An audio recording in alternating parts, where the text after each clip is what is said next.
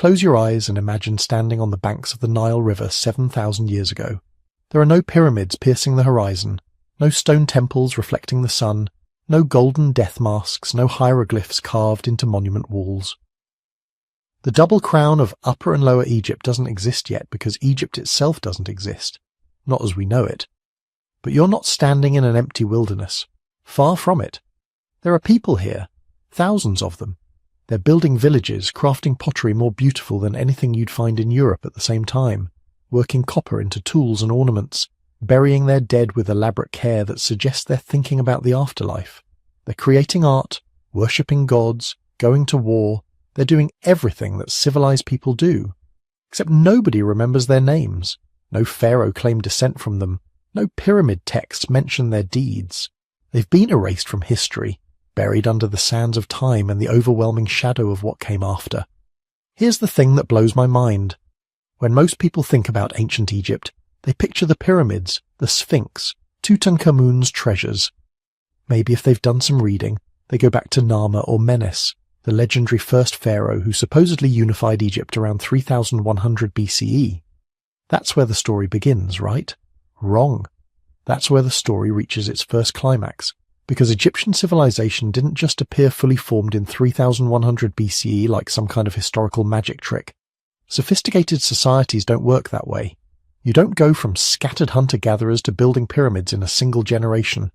The foundations were laid thousands of years earlier by people whose stories we're only now beginning to understand. And the craziest part, the world these prehistoric Egyptians lived in was completely, shockingly different from what we imagine. Picture this. The Sahara Desert, that vast ocean of sand stretching across North Africa, wasn't a desert at all. It was green, lush, filled with rivers and lakes and grasslands where cattle grazed and hippos wallowed and elephants roamed. That's not speculation or romantic fantasy. That's geological fact. Between roughly 10,000 and 5,000 years ago, the Sahara was an Eden, and the people living there weren't primitive savages waiting for civilization to arrive. They were sophisticated, they were innovative, and when their green world started dying, they brought their knowledge, their beliefs, their entire worldview down to the Nile Valley. If you're watching this late at night or early morning, trying to fall asleep or just started your day, let me know in the comments where you are and what time it is. I genuinely love seeing how this content connects people across time zones. Someone's having breakfast in Berlin while someone else is going to bed in Boston, and we're all travelling back through time together to meet people who've been forgotten for millennia. There's something perfect about that. So what are we going to discover on this journey? We're going back more than 10,000 years to meet the first people who settled along the Nile after the last ice age ended. We're going to explore Nabta Playa, a mysterious site in the Egyptian desert with stone circles that predate Stonehenge and suggest an astronomical knowledge that's hard to explain. We're going to meet the cattle cult, people who were so obsessed with their cows that they buried them with more care than humans and created Africa's first complex religious system around them. We'll witness the great climate catastrophe that turned the green Sahara into the desert we know today and forced tens of thousands of people to migrate to the Nile, bringing their beliefs and technologies with them. We'll meet the Badarian culture, Egypt's first farmers, whose craft work was so refined it makes you question everything you thought you knew about primitive societies. We'll watch as villages grew into towns, towns grew into cities, and chiefs became kings who claimed to be gods. We're going to see how religion evolved from simple ancestor worship to the complex mythology that would eventually give us Osiris and Ra and Horus. We'll explore Hierakonpolis, the power center, where the first real pharaohs emerged, where temple complexes were built centuries before the pyramids, where the entire template for Egyptian civilization was forged, and we'll uncover the brutal unification wars that turned a collection of competing kingdoms into the single unified Egypt that would dominate the ancient world. This isn't a side story or background information. This is the main event, because without these forgotten people, without their innovations and their beliefs and their struggles, there would be no pharaohs, no pyramids, no Egyptian civilization as we know it. Everything we associate with ancient Egypt, from the gods to the art to the obsession with the afterlife, has its roots in this prehistoric period that nobody teaches you about in school. The people who built the foundations of Egyptian civilization are about to step out of the shadows. And trust me, their story is going to change everything you thought you knew. Let's go back, way back. Here's what you need to understand about the Sahara. It wasn't always a desert, not even close. 6,000 years ago, when your mental image of Egypt starts forming, pyramids, pharaohs, desert kingdoms, the Sahara Desert as we know it didn't exist yet. Where you see endless sand dunes and lifeless rock today, there were grasslands stretching to the horizon, rivers cutting through valleys, lakes so vast you couldn't see across them, herds of animals so dense they darkened the plains like living shadows. This isn't speculation. This isn't romantic fantasy about a lost paradise. This is documented geological fact, confirmed by multiple lines of evidence that all point to the same stunning conclusion. The Sahara was green, and it was full of people. Geologists call it the African humid period. It lasted roughly from 11,000 BCE to around 5,000 BCE. That's 6,000 years of abundance in what is now the largest hot desert on Earth. To put that in perspective, 6,000 years is longer than all of recorded human history. It's the entire span from the first cities in Mesopotamia to the present day. That's how long the Green Sahara lasted.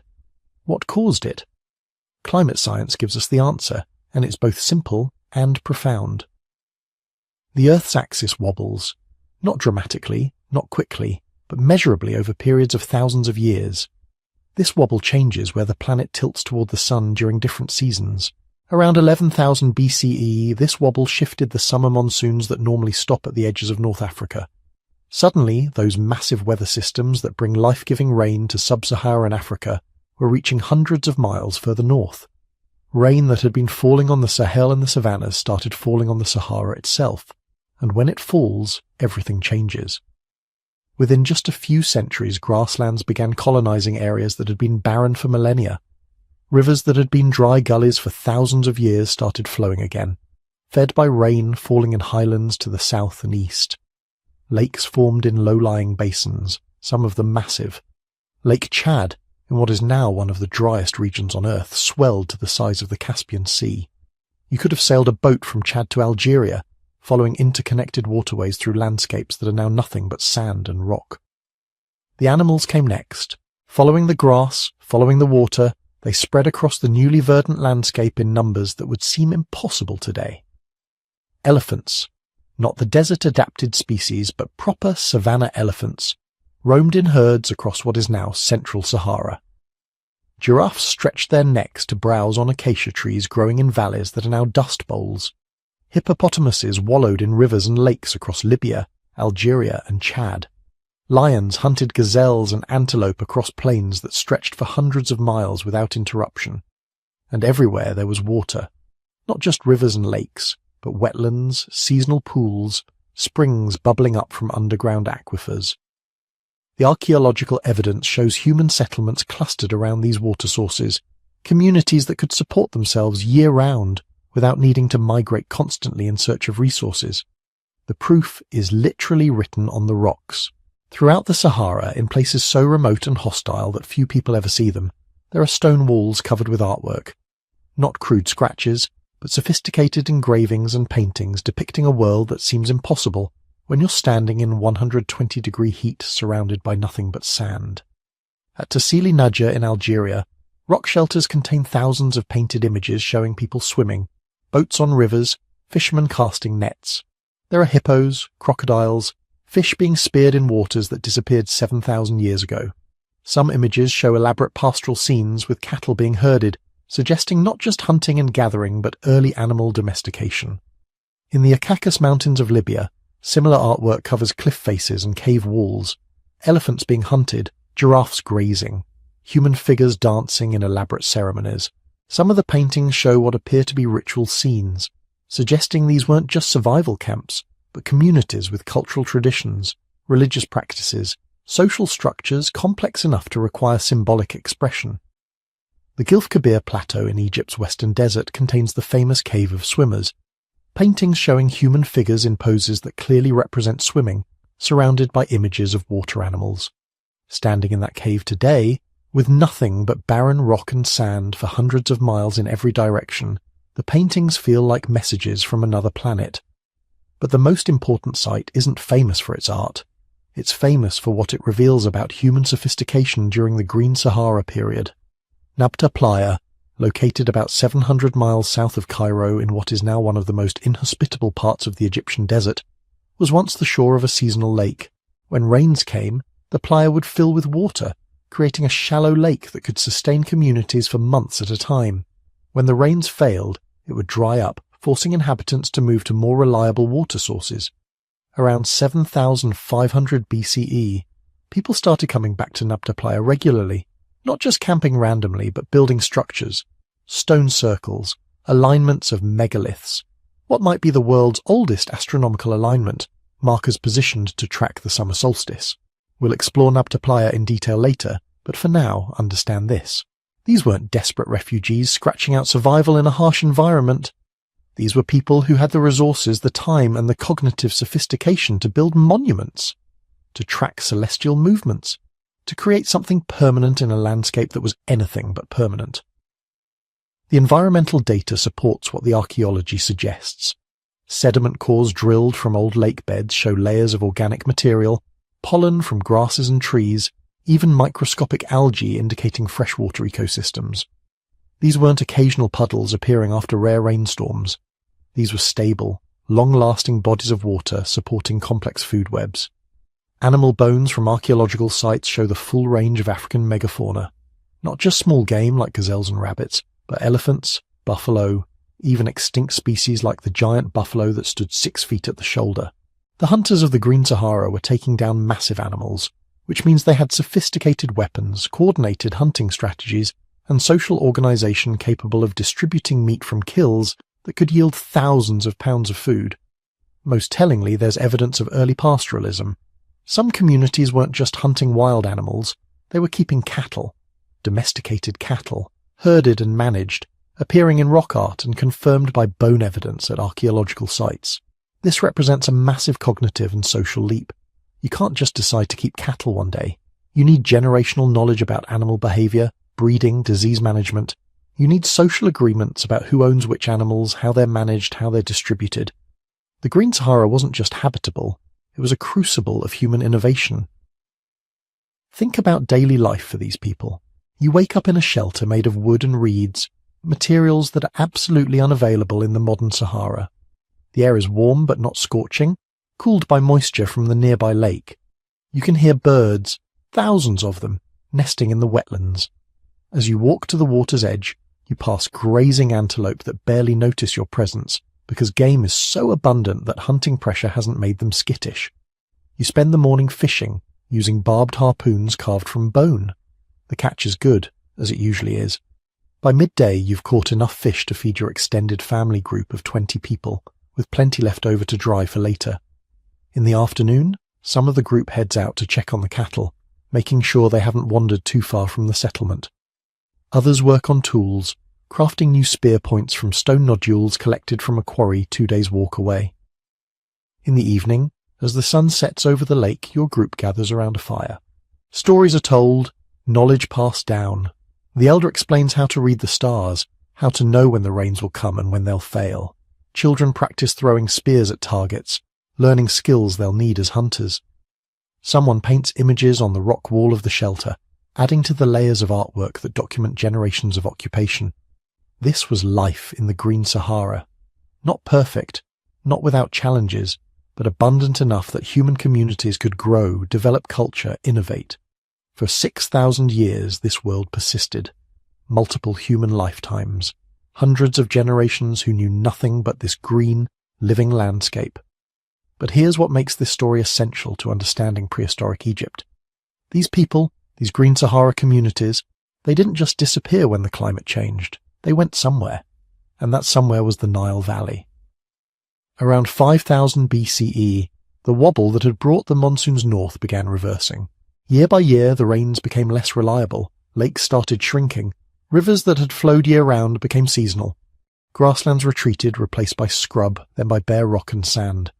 The animals moved south, following the rain and the grass back toward the Sahel, and the people followed, or rather, most of them did. But some looked east, toward the one place where water was still reliable, where the promise of permanent settlement beckoned. They looked toward the Nile. These weren't primitive refugees fleeing disaster. These were sophisticated communities with generations of accumulated knowledge about animal management, stone tool technology, astronomical observation, and social organization. They were people who had built monuments in the desert, people who had created art that would last for millennia, people who understood how to manage resources and maintain cultural traditions across generations. When they reached the Nile Valley, they brought all of that with them, every skill, every tradition, every piece of hard-won survival knowledge from their lost green world. They brought the seeds of civilization itself, planted in a desert paradise that was already dying. The Green Sahara was ending, but its people, its cultures, its accumulated wisdom was about to transform the Nile Valley into something unprecedented, something that would eventually build pyramids and create pharaohs and establish one of the most sophisticated civilizations in human history.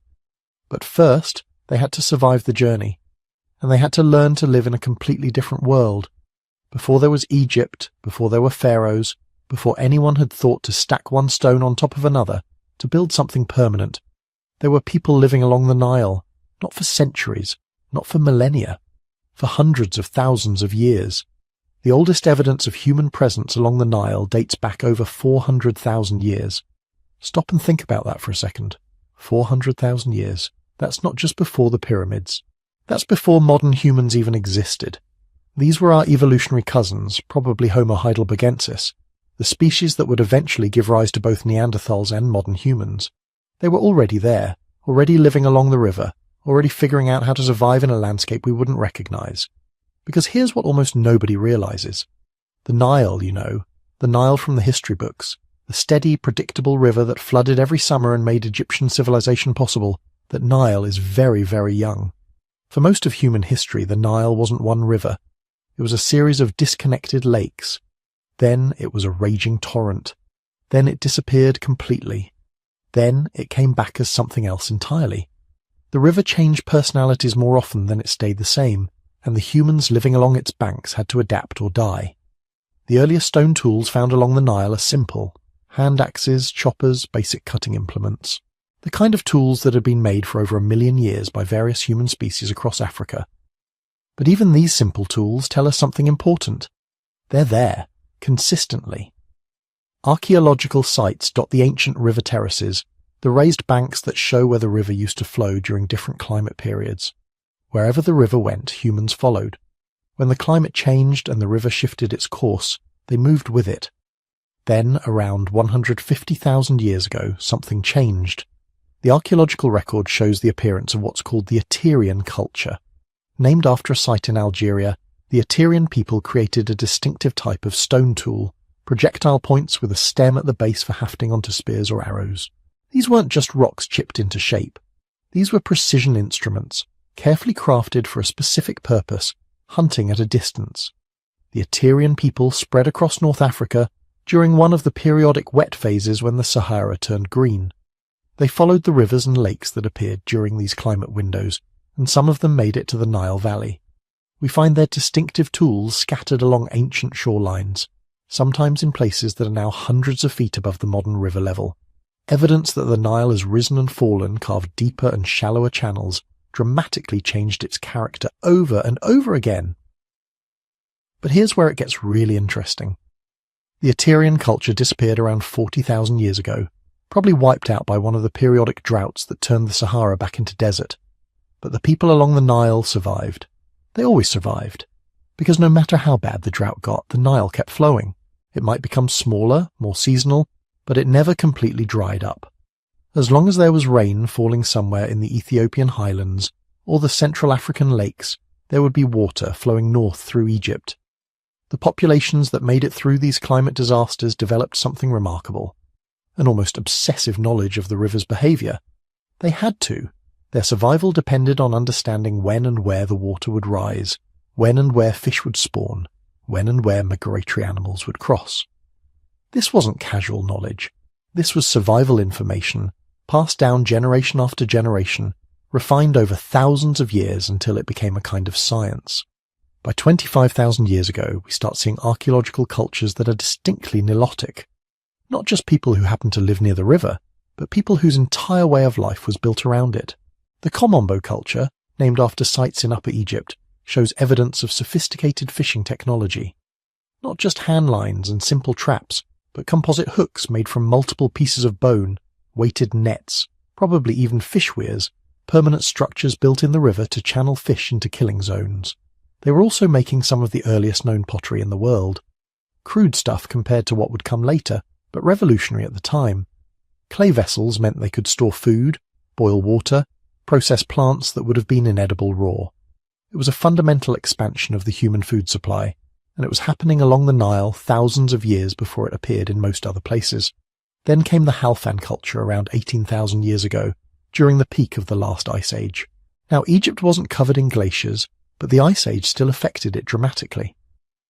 With so much water locked up in ice sheets covering Europe and North America, sea levels dropped over 300 feet. The Nile, suddenly flowing to a Mediterranean that was much farther away, carved a deep, narrow gorge. The river became faster, more dangerous, harder to access. The Halfan people adapted by becoming incredibly mobile. Archaeological evidence shows they moved seasonally, following game animals and fish populations up and down the river. Their stone tools are beautiful, tiny geometric microliths that could be combined into composite tools. A single spear might have a shaft of wood with a dozen tiny stone blades set into grooves, creating a cutting edge sharper than anything we can make with metal today. These weren't primitive people. These were master craftspeople, with technologies perfectly adapted to their environment. What's remarkable is the continuity. Despite the dramatic climate changes, despite the river constantly shifting its behavior, despite periodic population crashes that must have occurred during the worst droughts, certain tool-making traditions persisted for tens of thousands of years. The same basic techniques for shaping stone, the same approaches to hafting and binding, the same solutions to common problems. This suggests unbroken chains of knowledge transmission stretching back into deep time. Picture a Halfan craftsperson, 18,000 years ago, teaching their child how to shape a piece of flint into a microlith. That child grows up and teaches the technique to their own children. Generation after generation, the knowledge flows forward, probably changing slowly, incorporating innovations, but maintaining its essential character. That craftsperson's techniques might trace back in an unbroken line to ancestors who lived 50,000, 100,000, maybe 200,000 years earlier. Knowledge pathways older than entire civilizations, maintained by oral tradition and practical demonstration. But the Halfan people were also developing something else, something that would prove even more important. They were learning to manage wild plant resources. Archaeological sites from this period show extensive processing of wild grains, grasses that grew along the riverbanks during the brief seasons when water was abundant. They were harvesting these grains systematically, probably storing them, definitely processing them with grinding stones to make flour. This wasn't agriculture yet. They weren't planting seeds or tending crops. But they were moving in that direction, developing the knowledge and techniques that would eventually make farming possible. They were learning which plants were edible, which were nutritious, how to process them efficiently. They were creating a mental database of botanical knowledge that would be passed down for thousands of years until it eventually enabled the agricultural revolution. And they were doing this while dealing with a river that was becoming increasingly unpredictable. The end of the Ice Age, starting around 15,000 years ago, brought dramatic changes. As the ice sheets melted, sea levels rose. The Mediterranean crept closer to Egypt. The Nile's deep gorge began to fill with sediment. The river slowed, widened, began to flood more regularly. The seasonal inundation that would later become so important to Egyptian civilization was just beginning to establish itself. The people living along the river had to adapt to these changes in real time. Fishing strategies that had worked for thousands of years suddenly became less effective as fish populations shifted. Hunting grounds that had been reliable became swamps. Settlements that had been safe from flooding suddenly needed to be relocated to higher ground. But they adapted. They always adapted. Because that's what their ancestors had been doing for hundreds of thousands of years. By 10,000 years ago, as the climate continued to warm and the Sahara entered one of its periodic green phases, the Nile Valley was supporting substantial human populations. Not cities, not even large villages, but networks of semi-permanent camps, probably occupied seasonally, connected by kinship and trade relationships. These people were still hunter-gatherers, but they were sophisticated, specialized masters of their environment. They couldn't have known they were living in a transition period. They couldn't have known that within a few thousand years, everything about human life along the Nile would change, that farming would replace foraging, permanent villages would replace seasonal camps, chiefs would replace egalitarian bands, that the old ways, the ways their ancestors had followed for hundreds of thousands of years, would largely disappear. But here's the thing, those old ways didn't disappear completely. The deep knowledge of the river, the understanding of seasonal patterns, the fishing and hunting techniques, even some of the religious concepts, they persisted. They were transformed, incorporated into new cultural systems, but never entirely lost. When the first farmers appeared in the Nile Valley, they brought their knowledge with them. But they also learned from the people who were already there, the descendants of hunters who had lived along the river since before anyone could remember. And that exchange, that meeting between old and new, between the ancient riverine cultures and the incoming agricultural peoples, that's where our story really begins to accelerate. Because climate change was about to force another transformation, one that would drive these hunters and farmers together, compress them into an increasingly narrow band along the river, and set the stage for everything that would come after. The Sahara was about to die again, and this time, when people fled to the Nile, they would bring with them something revolutionary: cattle. Now, most people have never heard of Nabta Playa. If you ask someone to name ancient stone circles, they'll say Stonehenge. Maybe Avebury if they're feeling sophisticated. Nobody mentions Nabta Playa, which is absolutely insane, because Nabta Playa is older than Stonehenge by at least 1,000 years, possibly more, and it's sitting in the middle of the Egyptian Sahara, built by people who weren't supposed to have the organizational capacity, the astronomical knowledge, or the religious complexity to create something like this. But they did it anyway, and what they built there tells us something profound about who these people were and what they believed. Picture this. Around 6000 BCE, maybe earlier, groups of pastoralists are gathering at a seasonal lake in what's now the most desolate part of the Sahara Desert. The lake fills during summer monsoons, creating a temporary oasis surrounded by grasslands. Animals come to drink, people come to trade, share knowledge, conduct rituals. It's a meeting place, neutral ground where different groups can interact without territorial conflict. Then someone has an idea, or maybe it's a vision, a divine instruction, we'll never know. But they decide to mark this place permanently, to create something that will outlast the seasonal rains, that will stand as a statement of shared identity and shared purpose.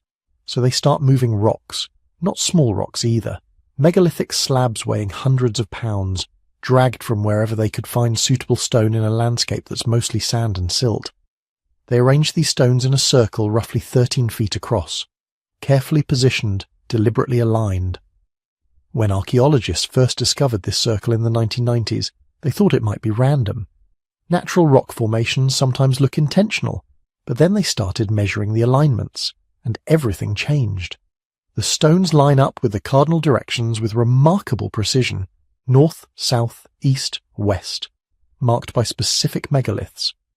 But more incredibly, certain sight lines track the summer solstice sunrise, stand in the right position on the longest day of the year, and the sun rises directly over specific stones.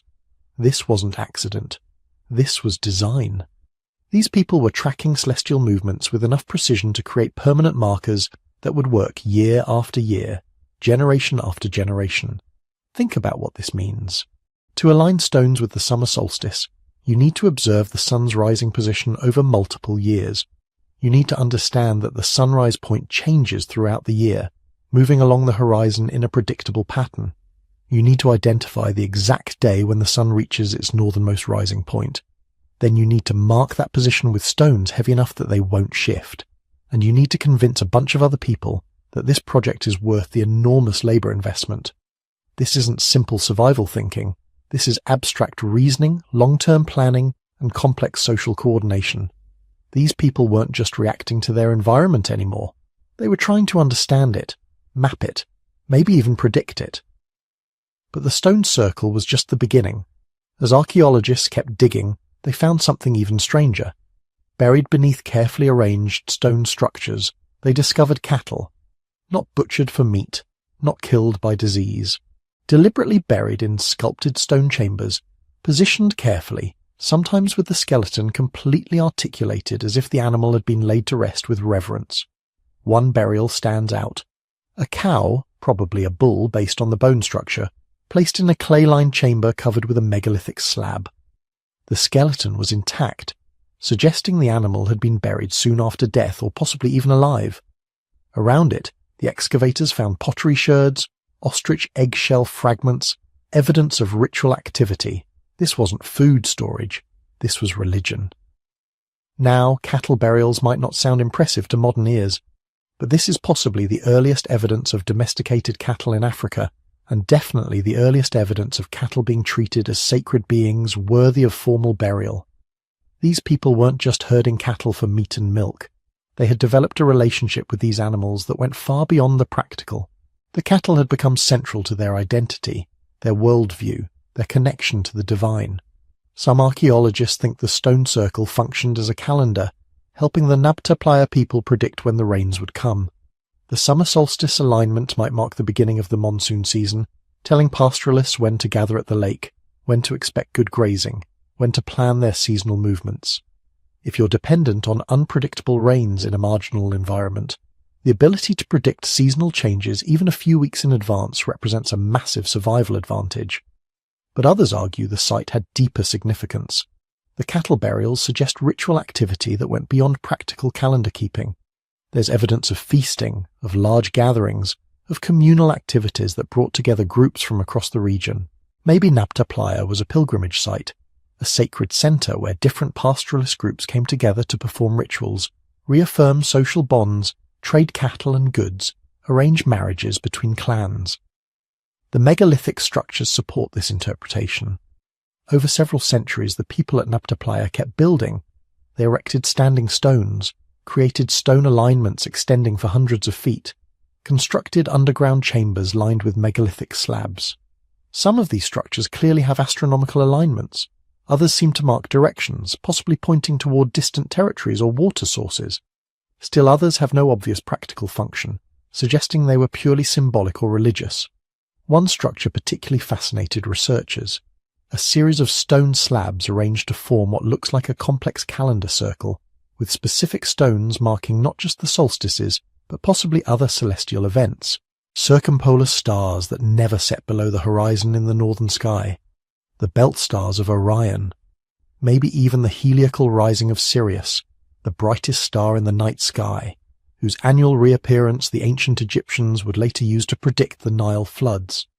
If the Nabta Playa people were tracking Sirius 3,000 years before the pyramids, that's evidence of astronomical sophistication rivaling anything in the ancient world. But it's controversial. Some archaeologists think the alignments are too ambiguous, that we're seeing patterns that might not be intentional. The problem is we're trying to reconstruct the knowledge systems of people who left no written records, who disappeared thousands of years ago. We have stones and bones and pottery, but we don't have their stories, their myths, their explanations for why they built what they built. What we do know is that the cattle cult at Nabta Playa wasn't isolated. It was part of a wider pattern of cattle veneration that spread across the Green Sahara during this period.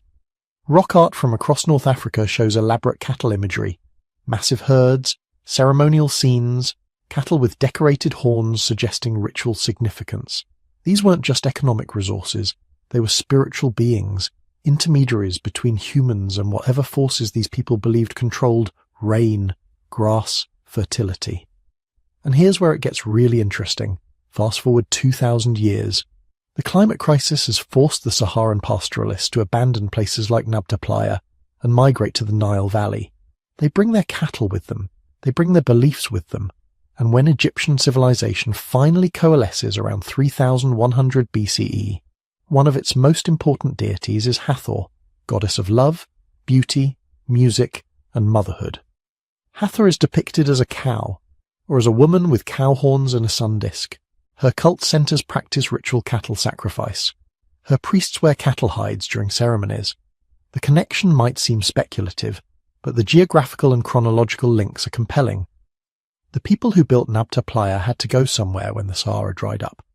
Many archaeologists think they became the ancestors of the pre-dynastic Egyptians, bringing their astronomical knowledge, their megalithic building traditions, and their cattle cult into the Nile Valley. When Hathor appears fully formed in early Egyptian religion, she's not a new invention. She's the continuation of a tradition that stretches back thousands of years, to seasonal gatherings at a now forgotten lake in the Sahara. The social organization required to build Nabta Playa tells us something else important. These weren't simple nomadic bands living hand to mouth. They had developed the ability to mobilize labor for non-survival projects. Moving megalithic stones requires coordination, multiple people working together, agreeing on goals, following some kind of leadership structure. Someone had to have the authority to say, quote, zero, and enough people had to agree that the project was worth the effort. This suggests the Nabta Playa gatherings brought together different clan groups who recognized some form of shared authority, maybe ritual specialists who understood the astronomical alignments, maybe chiefs who could negotiate between groups and organize communal labor, maybe religious leaders who claimed divine instruction. Whatever the structure, it worked. The site was used and expanded over at least 1,500 years, possibly much longer. Then, around 4,500 BCE, it ends. The megaliths stop being erected. The cattle burials cease. The seasonal gatherings peter out. The lake at Nabta Playa dries up for the last time as the Sahara undergoes its final transformation from savanna to desert. The people scatter, following the rains, chasing the grasslands as they retreat south and east. But they took their knowledge with them. The astronomical observations, the megalithic construction techniques, the cattle cult, the tradition of communal gathering for ritual purposes, the idea that sacred places should be marked with permanent stone monuments aligned to celestial events. When the pyramids rise on the Giza Plateau 2,000 years later, aligned with incredible precision to the cardinal directions and incorporating astronomical symbolism throughout their design, they're not emerging from nothing. They're the culmination of traditions that stretch back through the pre-dynastic cultures, back through the Neolithic settlements, all the way back to the stone circles at Nabta Playa. The forgotten people of the Green Sahara weren't primitive nomads stumbling towards civilization. They were sophisticated astronomers, organized societies with complex religious beliefs, innovators who created Africa's first megalithic architecture. They just had the bad luck to build their monuments in a place that would become the world's largest desert, ensuring that their achievements would be buried under sand and forgotten for 6,000 years. But the stones remember. And now, finally, so do we. For thousands of years, the Sahara had been a paradise. Cattle herders at Nabta Playa watched their animals grow fat on endless grasslands. Fishermen pulled catfish from lakes that stretched to the horizon. Children played in forests where acacia trees provided shade from the sun. Generation after generation lived well, so well that they probably thought it would last forever. They were wrong. Around 5,500 BCE, the climate started changing. Not dramatically at first, not in a way that would trigger immediate panic. Just subtle shifts that might take a lifetime to notice. Lakes that used to flood reliably every year started having occasional dry seasons. Grasslands that had always been lush started showing patches of bare soil. Game animals that had been abundant became slightly less common. The old people probably noticed first. They remembered when the rains came earlier, lasted longer, fell harder. But who listens to old people complaining about the weather? Every generation thinks the previous one exaggerates how good things used to be. Except this time, they weren't exaggerating. The world really was dying. The mechanism behind the disaster was orbital. Earth's axis wobbles slightly over thousands of years, changing the planet's orientation to the sun. This wobble affects where and when solar radiation hits the surface, which in turn affects atmospheric circulation patterns. Around 8,000 BCE, this wobble had positioned North Africa perfectly to receive moisture from the African monsoon. Warm, wet air from the Indian Ocean swept across the continent, bringing the rains that created the Green Sahara. But by 5,500 BCE, the wobble had shifted. The monsoon's reach contracted southward. Less moisture reached the Sahara, and once the drying started, it triggered feedback loops that accelerated everything. Plants died, exposing bare soil. Bare soil reflected more sunlight than vegetation, heating the surface. Hot surfaces created rising air currents that deflected what little rain remained. Less rain meant less vegetation, which meant more bare soil, more heating, less rain. A death spiral that nothing could stop. The people living through it watched their world transform with agonizing slowness. A lake that had provided fish for 100 generations dried up over 3 or 4 decades. Children who had played in water their parents remembered became adults who stared at cracked mud. Then came a generation who only knew the lake from stories. Then stories became legends. Then even the legends were forgotten, and only the empty basin remained as evidence that water had ever existed there at all. Archaeological sites from this period tell the story through absence. At Nabta Playa, the cattle cult that had thrived for 2,000 years shows signs of stress around 5,500 BCE. Fewer animal bones in trash heaps, tool types shifting from hunting implements to more desperate technologies for extracting every possible calorie from declining resources. Then around 5000 BCE, the stone circles and megalithic structures simply stopped being built. Not because the builders had lost their ambition or forgotten their skills, because they were gone. They didn't all leave at once. This wasn't a panicked exodus. It was a slow hemorrhaging of population as conditions became gradually more unbearable. First the young would leave, seeking better territories, then families. Eventually only the most stubborn remained, the ones who couldn't imagine abandoning the land where their ancestors had lived for generations. But eventually even they had to face reality, stay and die, or leave and maybe survive. And when they left, when thousands of years of Saharan peoples began moving, there was only one place to go, east, toward the Nile. Think about what this migration meant. The Sahara had been inhabited by countless different groups, each with their own traditions, technologies, and ways of seeing the world. Cattle herders from Nabta Playa who had developed astronomical knowledge and megalithic architecture, hunter-gatherers from scattered oases who had refined desert survival to an art form, fishing communities from the lakes who had their own unique tool traditions, people from what is now Libya, Chad, Sudan, all converging on the same narrow strip of territory. The Nile Valley. The Nile was the last refuge because it was the only water source that didn't depend on the rain. Its floods came from far to the south, from the Ethiopian highlands where the monsoon still brought moisture. Every year, like clockwork, the river rose, flooded its banks, deposited rich silt, then receded, leaving behind perfect conditions for cultivation. While the rest of North Africa turned to dust, the Nile remained reliable, predictable, life-giving. But the Nile Valley in 5500 BCE wasn't empty. It had its own populations who had been there for thousands of years, native Nile dwellers who had their own ways of doing things, their own claims to territory, their own ideas about how resources should be shared. When the climate refugees started arriving, it created exactly the kind of situation that can either lead to violent conflict or unprecedented cooperation. Sometimes it was violent. Archaeological sites from this period show evidence of traumatic injuries, fortified settlements, sudden abandonments. Competition for prime agricultural land along the river must have been intense. Some groups probably fought each other for access to the best floodplains. Some were displaced by stronger newcomers. Some just couldn't adapt and died out. But mostly somehow they figured out how to live together.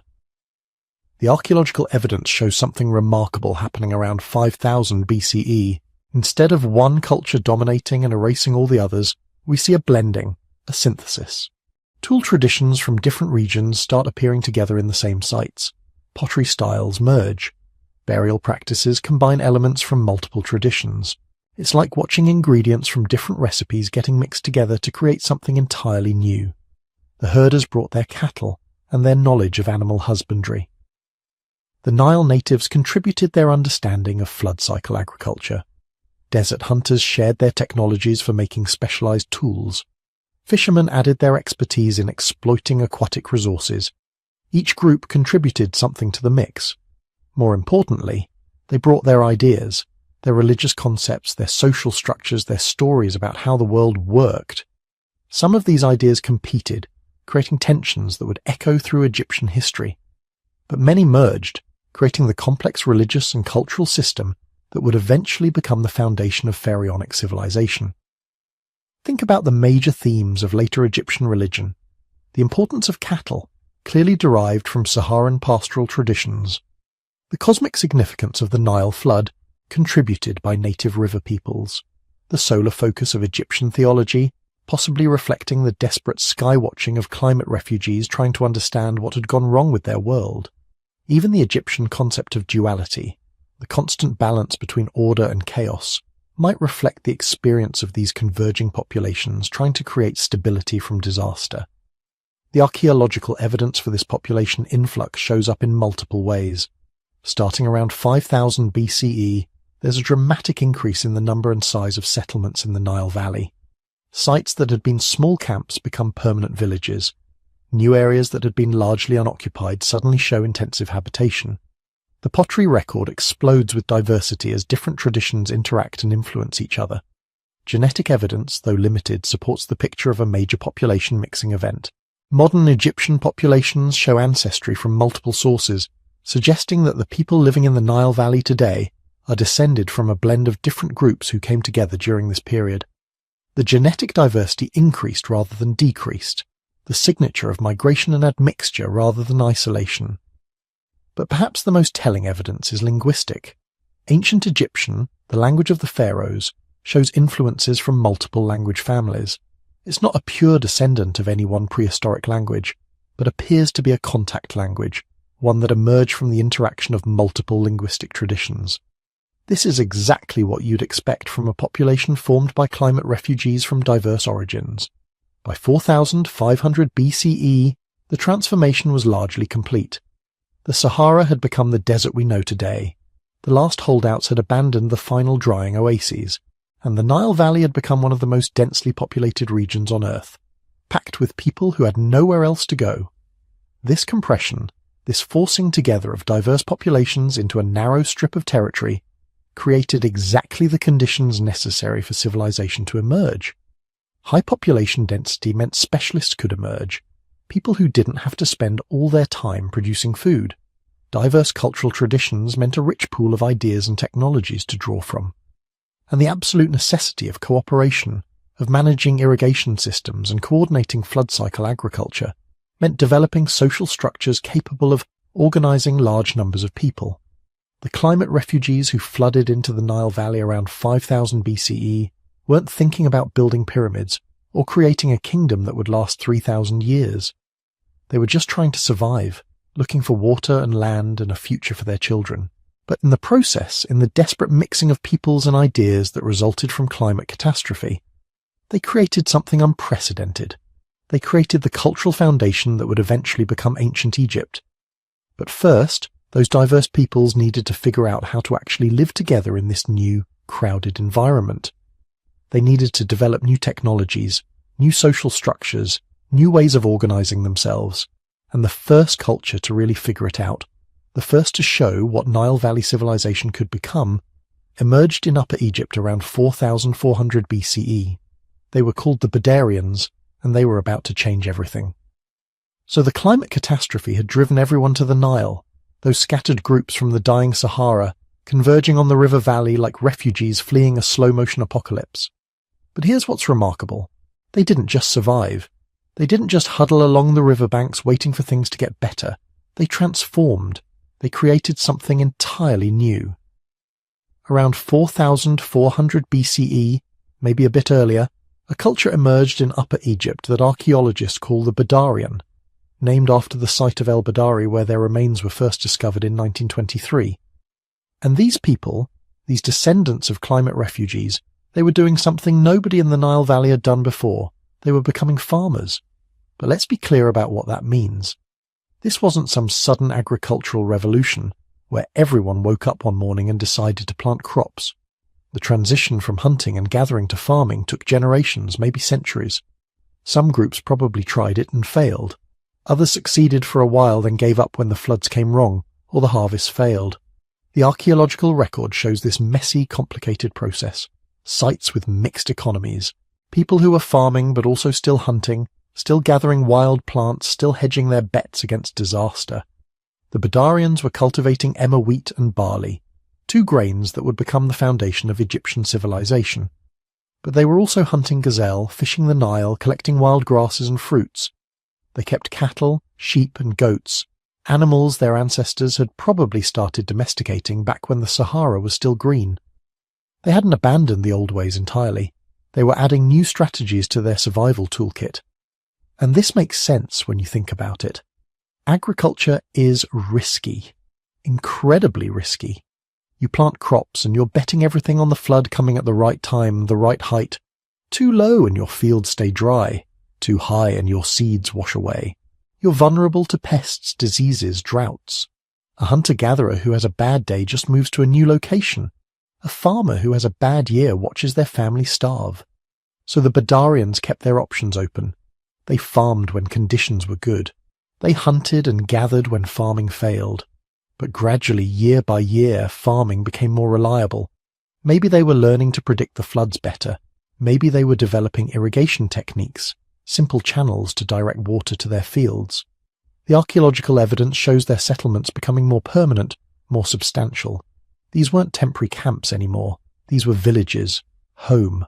And we know they were villages because of what they left behind. Mostly we know them from their dead.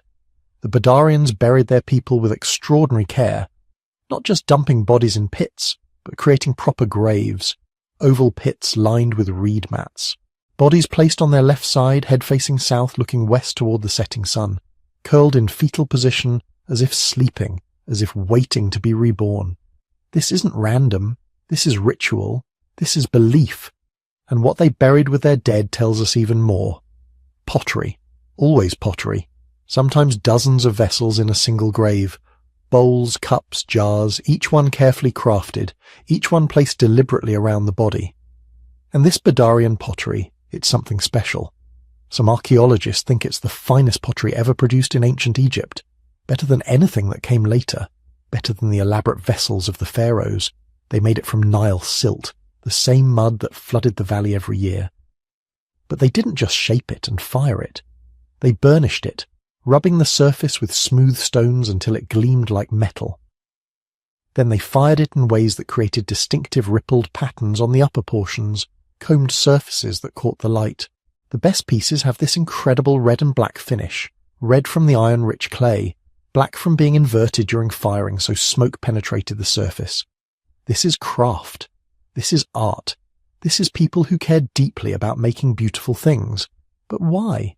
Why spend days creating a perfect vessel just to bury it with a corpse? Because they believed the dead needed these things. Wherever the dead were going, they would need containers for food and water. They would need the same things they needed in life. Other grave goods support this.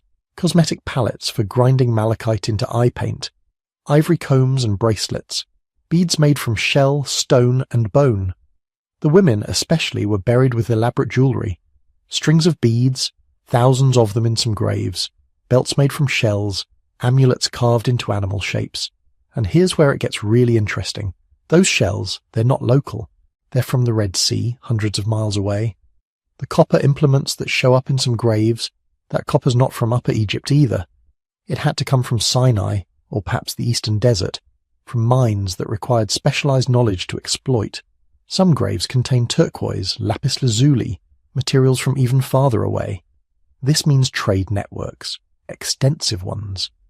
The Badarians weren't isolated villagers living self-sufficient lives. They were connected to a vast web of exchange that stretched across hundreds of miles. Materials moving from the Red Sea coast to the Nile Valley. Finished goods probably, travelling back. Maybe pottery, maybe textiles that haven't survived. Maybe food surpluses from successful harvests. And this trade required social organisation. Somebody had to negotiate these exchanges.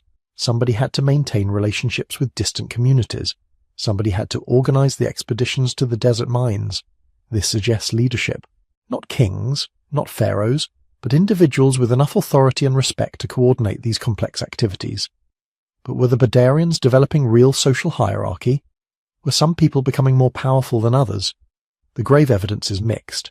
Most burials are relatively similar. Everyone gets pottery. Everyone gets some grave goods. There aren't yet the massive tombs with huge amounts of wealth that we see in later periods. But there are differences. Some graves have more goods than others. Some have more exotic materials. Some have copper tools while others don't. Maybe this reflects individual wealth. Maybe some families were more successful at farming, accumulating surpluses they could trade for luxury goods. Or maybe it reflects age and respect. The graves with the most goods might belong to elders, people who had lived long lives and earned the community's admiration. Or maybe it reflects skill. The best craftspeople, the most successful traders, receiving extra honours in death. We can't know for certain. But what's clear is that Badarian society was becoming more complex. These weren't egalitarian bands where everyone was equal anymore, but they also weren't the stratified, hierarchical societies that would emerge later. They were somewhere in between, transitioning, evolving. Their villages reflect this too. Badarian settlements were small, probably 100 to 200 people each, maybe less, just a few dozen families.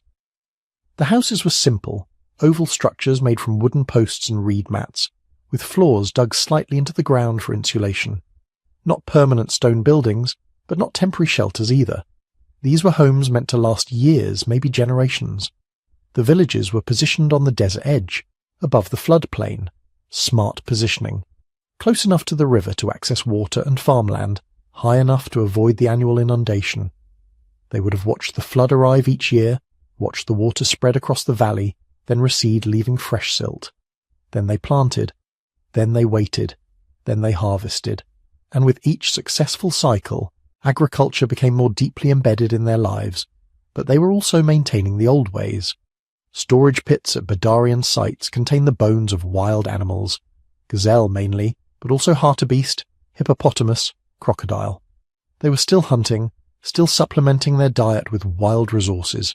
Fishing gear shows up in graves, bone harpoons and hooks.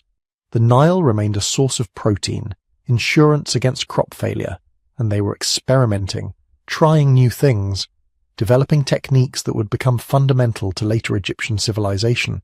Those cosmetic palettes found in graves, they weren't just for vanity. Grinding malachite into green eye paint served practical purposes. The copper compounds had antiseptic properties, protecting eyes from infection in the bright desert sun. This was practical chemistry. Trial and error over generations, learning which minerals could be safely applied to skin, which combinations produced the best results. They were also working with copper, not extensively, but enough to show they understood smelting. Copper pins, awls, small tools. This is metallurgy in its infancy, but it's there. Another technology that would become central to Egyptian civilization, beginning here in these small villages along the Upper Nile, and their pottery techniques, those would be passed down too. Later Egyptian potters never quite matched the quality of Badarian black-topped ware, but they tried. The tradition continued. The aesthetic preference for beautifully crafted vessels that became part of Egyptian culture. It started here. So did the burial practices, bodies positioned on the left side facing west. Grave goods for the afterlife. The belief that death wasn't an ending but a transition to somewhere else, somewhere that required preparation. The entire Egyptian funerary tradition, everything that would eventually produce mummies and pyramids and elaborate tomb paintings, it has its roots in these simple Badarian graves, with their rippled pottery and shell beads.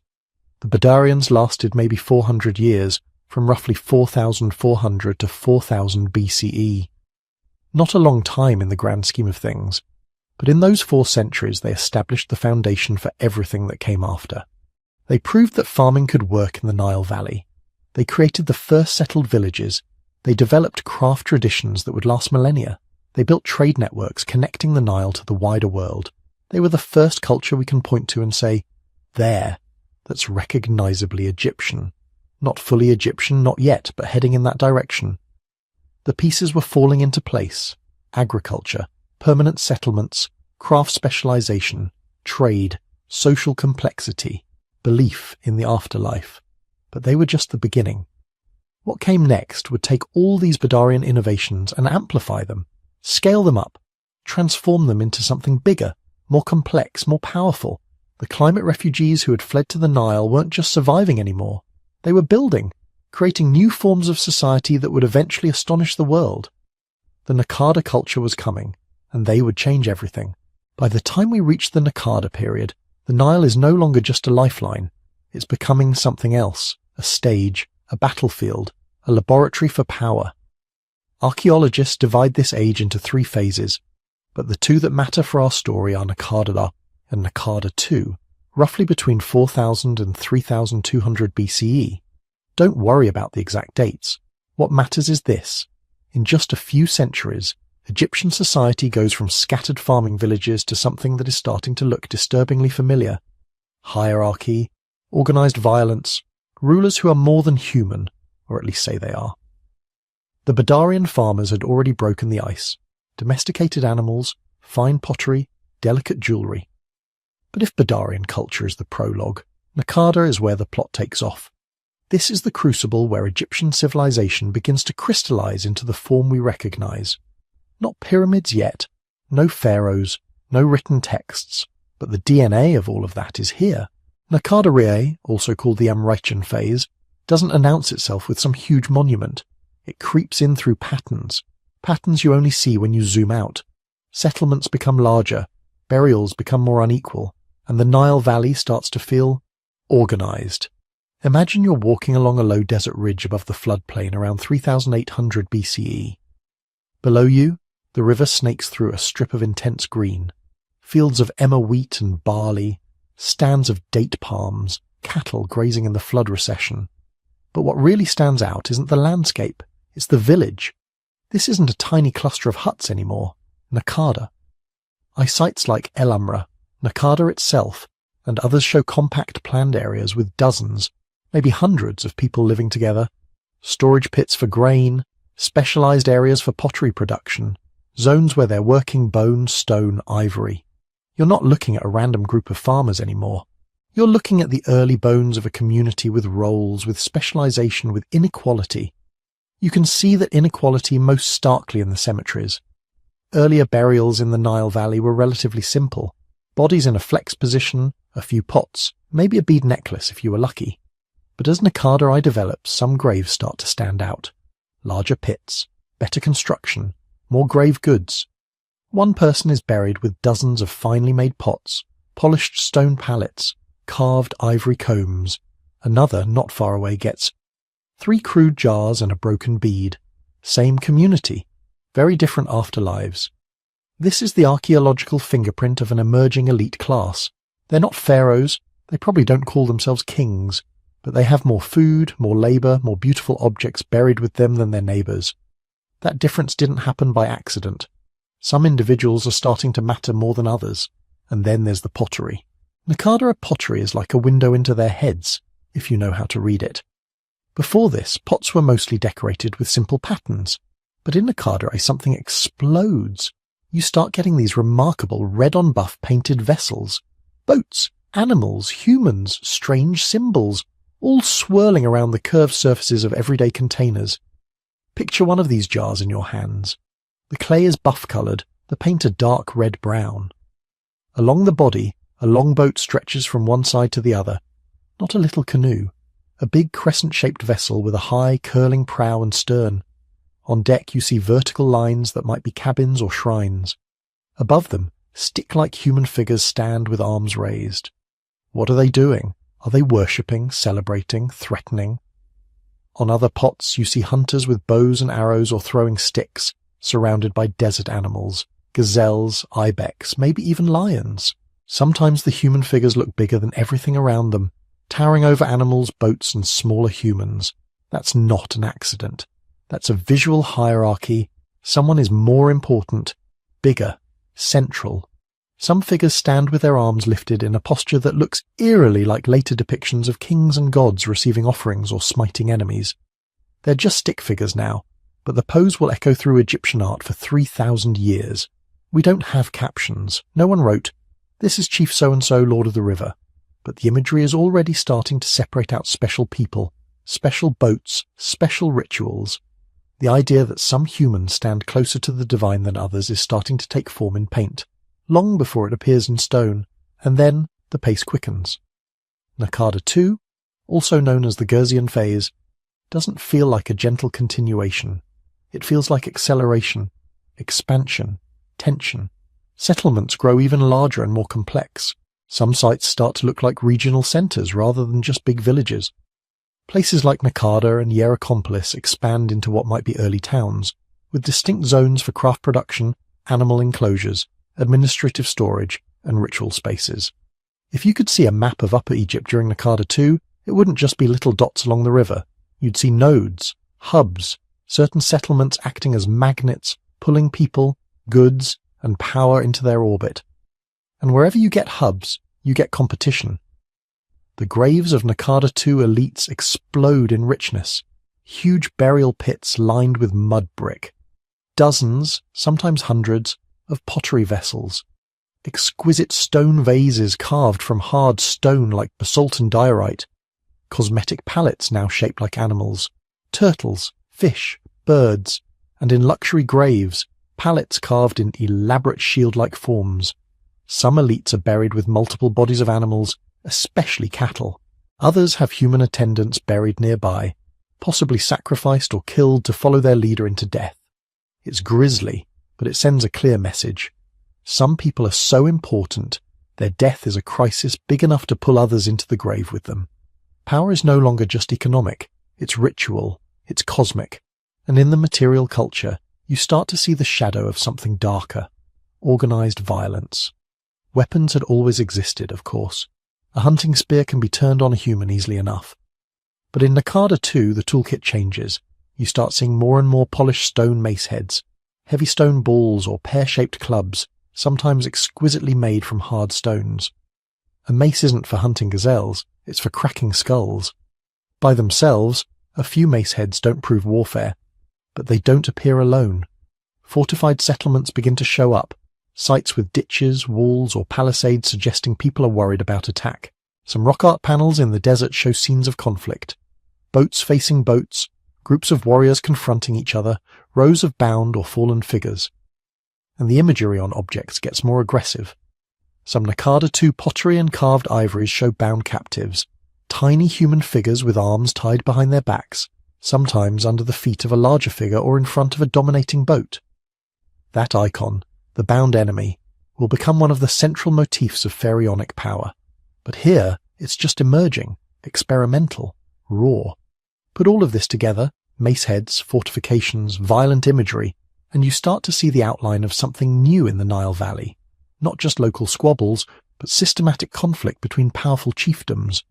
This is the age when Upper Egypt likely fractures into a handful of competing regional powers, each led by a dominant lineage or clan.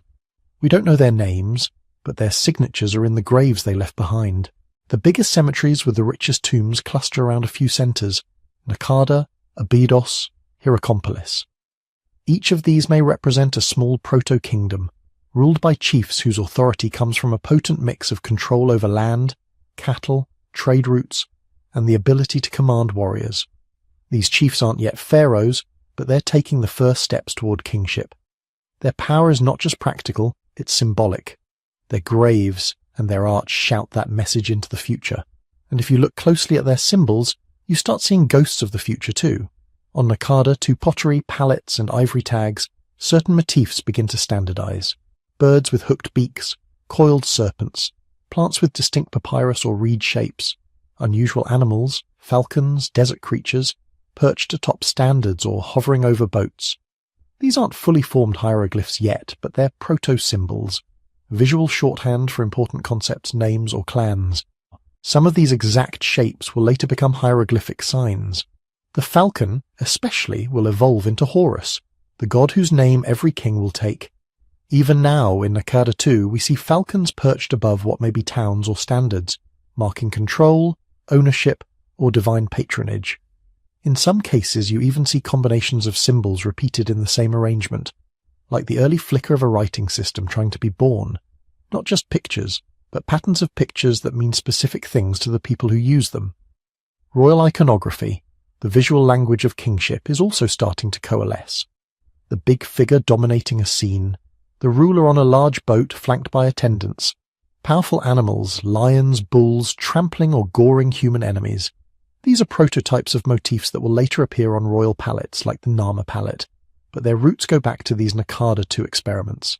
And here's where the story widens out beyond Egypt. Because Nakada 2 elites are not just looking up at the gods or sideways at their rivals, they're looking out beyond the Nile. In grave after grave, you start seeing things that do not belong to the Egyptian landscape. Tiny beads of deep blue lapis lazuli, stone that comes not from Egypt, not even from the Levant, but from far to the east in what is now Afghanistan. Bitumen and other exotic materials that suggest contact with Mesopotamia and the Persian Gulf. You find imported pottery, or at least pottery imitating foreign styles. Even more intriguingly, you see Mesopotamian-style cylinder seals appearing in high-status Nakada 2 tombs. Cylinder seals are little carved stone rollers, that produce a repeating image when rolled over wet clay. They were used in Mesopotamia to mark ownership, seal containers, and potentially sign documents. Seeing them in Naqada, two contexts is like finding a foreign passport in an early chief's grave. Did Egyptian elites travel to the Levant and encounter Mesopotamian merchants? Did goods filter through multiple intermediaries, hopping from village to village along the coast and up through Sinai? Either way, ideas were moving with the objects. Some motifs on Naqada, two objects. Rows of boats, complex processions, even certain animal combat scenes, may echo Mesopotamian art. This doesn't mean Egypt simply copied Mesopotamia.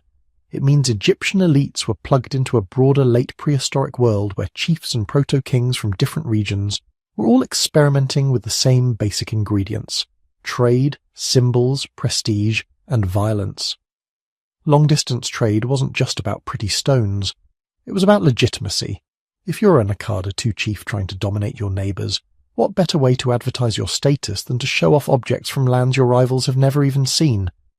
Lapis beads shimmering in the desert sun, a cylinder seal with a mysterious foreign scene, exotic oils or resins in carved stone jars. These luxury goods become part of a political technology. The chief who can command caravans and riverboats, who can bring the faraway close, must be favoured. By fate, by the ancestors, maybe by the gods themselves. By the end of Naqada II, all of these threads, inequality, trade, symbolic art, ritual power, organised violence, are tightly wound around each other. The Nile is no longer just a chain of villages. It's a patchwork of rising proto-kingdoms, each with its own elites, its own symbols, its own version of what it means to rule. The gods are becoming more distinct. The chiefs are becoming more ambitious. The weapons are becoming more deadly. And somewhere in that mix, the idea of a single ruler of all Egypt is beginning to take shape. Not yet realized, but imagined. In the next phase, those imaginations will turn into action. One of these centers will outcompete the others. One lineage will learn to use ritual, trade, and organized war more effectively than its rivals. And the result will not just be a bigger chiefdom, it will be a kingdom. Before that happens, though, we need to step back from the politics and look at something even more fundamental: belief. Because in Naqada Egypt, religion isn't just following along behind power, it's driving it. Religion doesn't suddenly appear when writing does. It doesn't wait politely for pyramids, priesthoods, and hieroglyphs. It creeps in much earlier, in the quietest, most intimate moments of human life. And death. By the time people were farming along the Nile and herding cattle out in places like Nabta Playa, they were already doing something that goes way beyond basic survival. They were treating the dead differently, not just dumping bodies in convenient spots, not just leaving corpses where they fell. They were digging graves. They were arranging bodies. They were placing objects with them. That's our first real window into the minds of prehistoric Egyptians. Not their tools, not their houses, their burials. Archaeologists working in Upper Egypt, in cemeteries from the Badarian and Naqada periods, keep finding the same basic pattern. Bodies placed on their side, usually curled up in a fetal position. Often on the left side, often facing west. Why west? In later ancient Egyptian religion, the west is the land of the dead.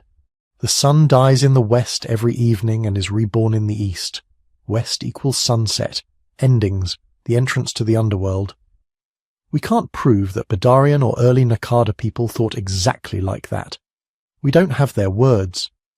But when you see hundreds of burials across different sites, all oriented roughly toward the setting sun, you're not looking at random habit. You're looking at a shared idea. And then there are the grave goods. People buried with fine pottery, stone pallets, jewellery made of shell, bone, ivory and imported stones. Sometimes with meat offerings, as if stocking a pantry for the journey. Sometimes with personal items, combs, cosmetics, tools. This is not garbage disposal. This is investment. You're taking resources, time, craftsmanship, valuable materials, and putting them into a hole in the ground never to be used again. Why do that, unless you think the person in that grave somehow continues? That they still matter? That they might need food, beauty, protection in somewhere? This is the earliest hint of the belief that would one day dominate Egyptian civilization. Death is not the end. It's a crossing. And already, 1,000, 2,000 years before the first pharaoh, people along the Nile are acting like that crossing can be prepared for. But prehistoric religion wasn't just about the dead, it was also about animals. You've already seen hints of this at Nabta Playa, with cattle burials that are way too elaborate to be explained as simple waste. Great stone-lined pits, cattle skeletons placed carefully inside, sometimes whole animals, sometimes parts. That's not butchery, that's sacrifice. For pastoralists whose entire wealth, status, and daily life depended on their herds, killing a healthy animal and burying it is a huge statement. You're giving up what keeps you alive. Who or what do you give that to?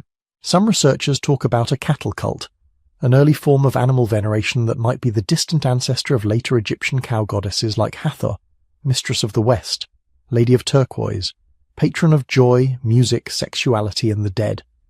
In the earliest rock art of the Western Desert, we see gigantic cattle drawn much larger than humans, dominating the scene. That's not naturalistic art. That's symbolic art. Oversized animals, exaggerated horns, humans dwarfed beside them. It suggests an idea. Cattle are not just cattle. They're powerful, sacred, maybe even embodiments of some unseen force, fertility of land, power of storms, the generosity of the sky that brings rain. Later Egyptians would imagine their gods with animal heads and human bodies. Horus the falcon, Set the strange composite beast, Hathor the cow. Those gods don't come out of nowhere.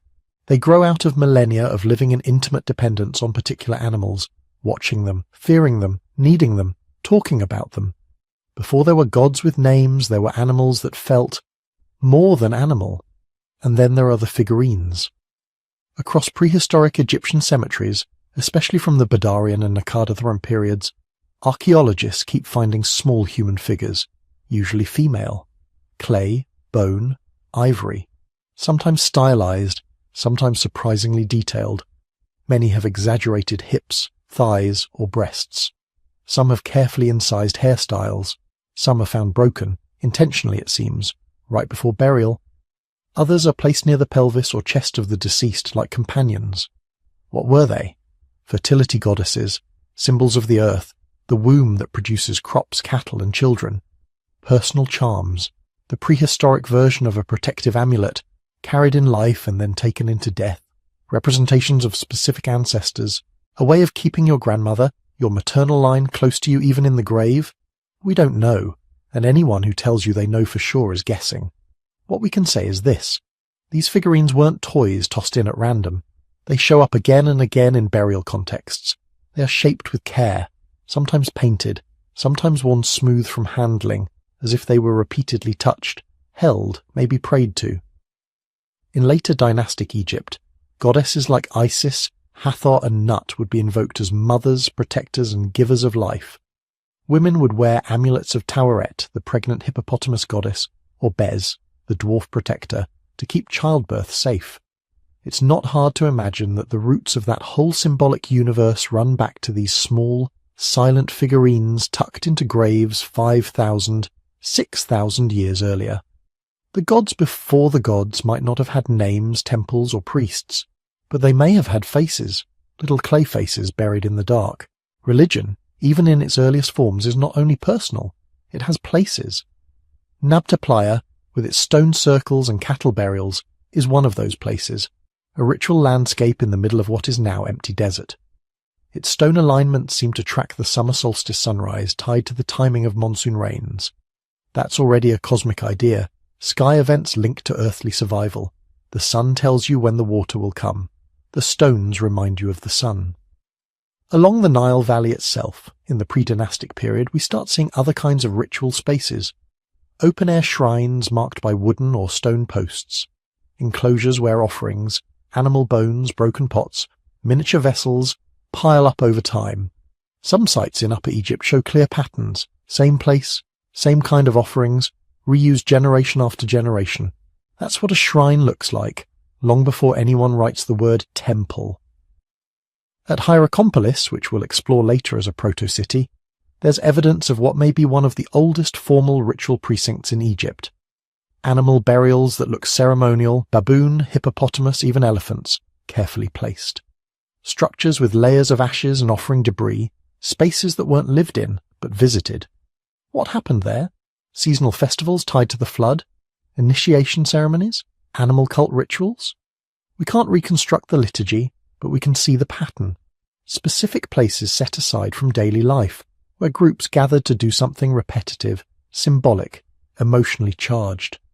This is religion in its early architectural form, not yet stone temples but already sacred geography.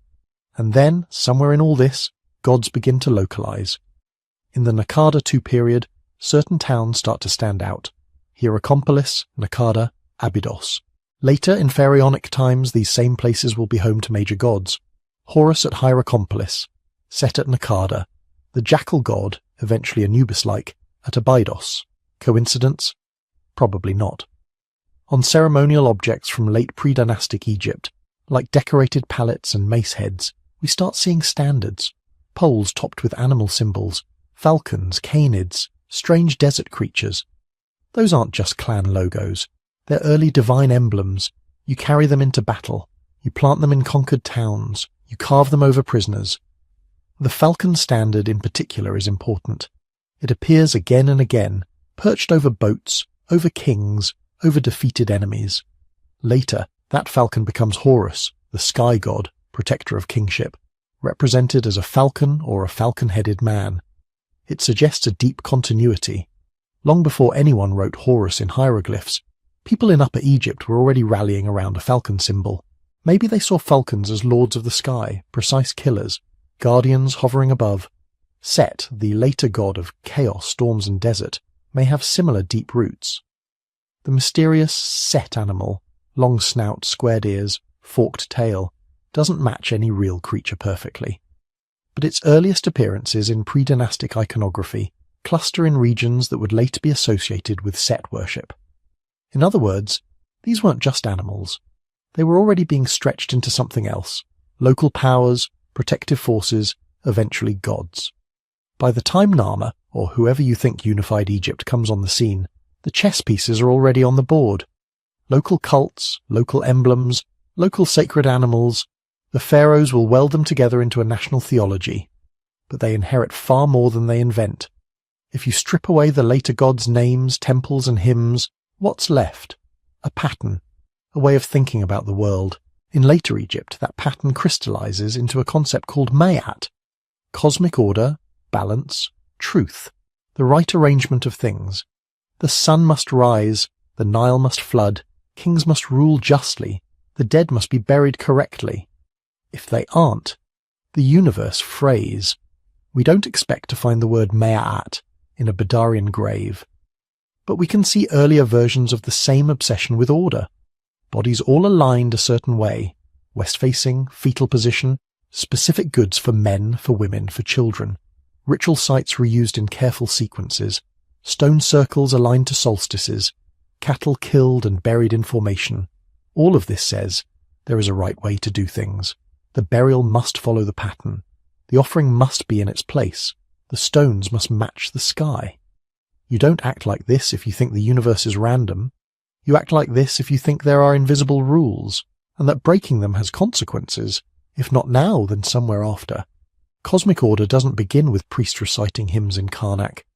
It begins when a small group of early farmers decides that this side of the grave is different from that side, that the west is different from the east, that certain animals are more than meat, that certain days of the year are more than days. That's proto-Ma'at. The skeleton of an idea that will one day be dressed in myth and royal propaganda.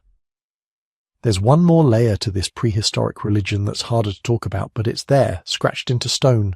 Shamanism, altered states. Look at the rock art scattered across the eastern and western deserts. Long, winding lines of human figures, sometimes with elongated limbs, sometimes with animal heads. Scenes that don't look like normal hunting or herding.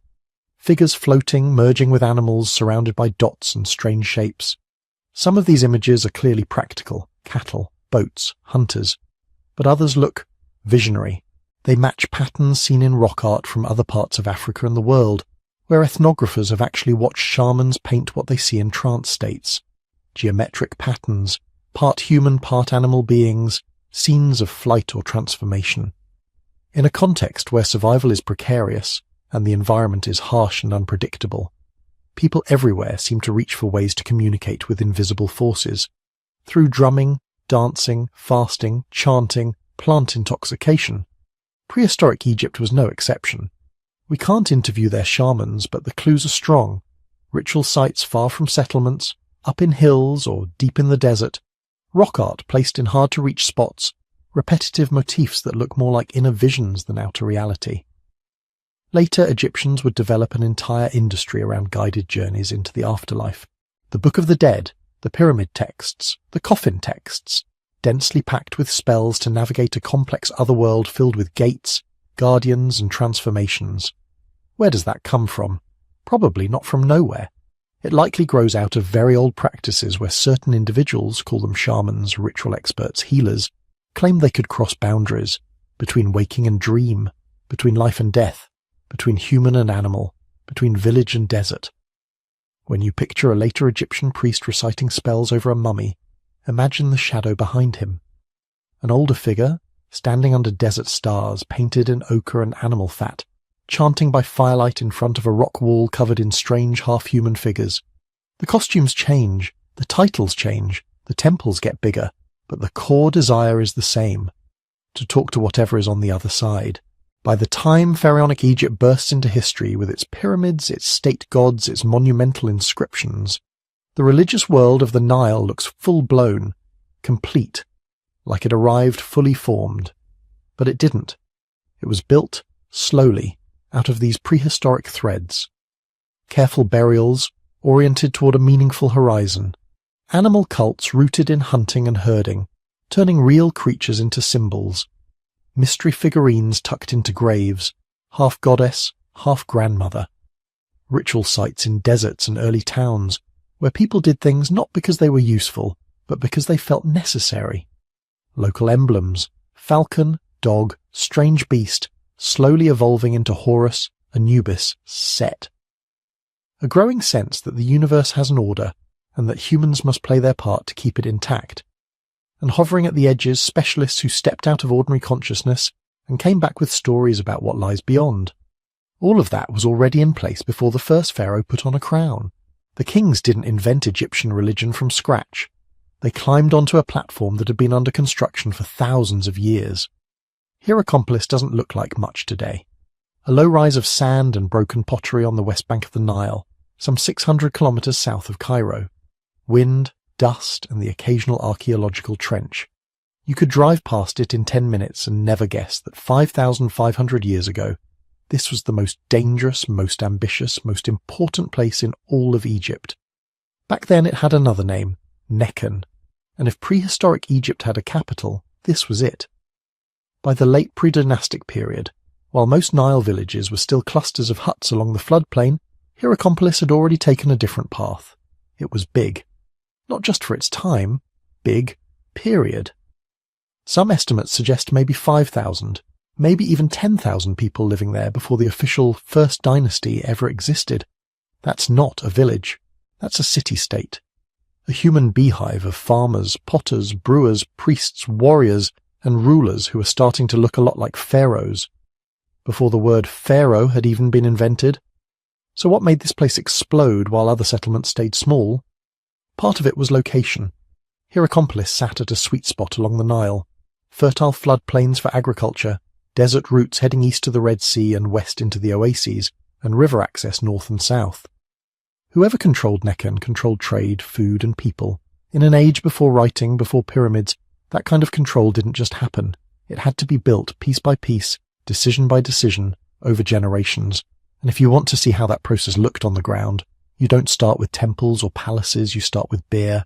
On the edge of ancient Hierakonpolis, archaeologists found something no one expected, an industrial zone. Not just one kiln here and a hearth there, but a whole district devoted to mass production. You walk through this area in your mind, and the first thing that hits you is scale. Rows of huge vats sunk into the ground, blackened by fire. Layers of burnt grain, yeast residues, and calcified crusts that chemical analysis says were once beer, not a little family brew for a village feast. We're talking industrial brewing. Some installations may have produced hundreds of litres in a single batch. Who needs that much beer? Answer, a city that's feeding labourers, hosting festivals, and binding people together with ritual feasts. Beer here isn't just a drink, it's social technology, Payment, hospitality, religious offering, political favour, all brewed in the same vats. Right beside the breweries, pottery workshops, everywhere you look, sherds. Thick-walled storage jars, fine red-polished bowls, decorated vessels with white-painted designs.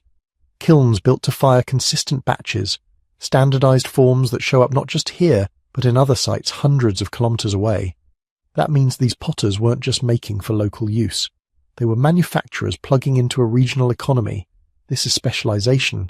Some people grow grain, some shape clay, some brew, some manage. When you get that kind of task division, you're no longer talking about an egalitarian cluster of families. You're talking about a complex society with hierarchy, planning, and someone at the top coordinating the flow of resources. But the real story of power at Hierakonpolis isn't in the workshops, it's in the cemeteries. On a slight rise in the desert, away from the humming life of the city, lies an elite burial ground that predates the pyramids by centuries. Here, the dead weren't just buried, they were staged. Large rectangular graves lined with mud brick, wooden roofs, sometimes reinforced. Bodies laid out with care, surrounded by fine grave goods, imported stone vessels, high-quality flint blades, beautiful ceramics, cosmetic palettes, jewellery of shell, copper, and precious stones that had travelled astonishing distances to end up in this hot, dry sand.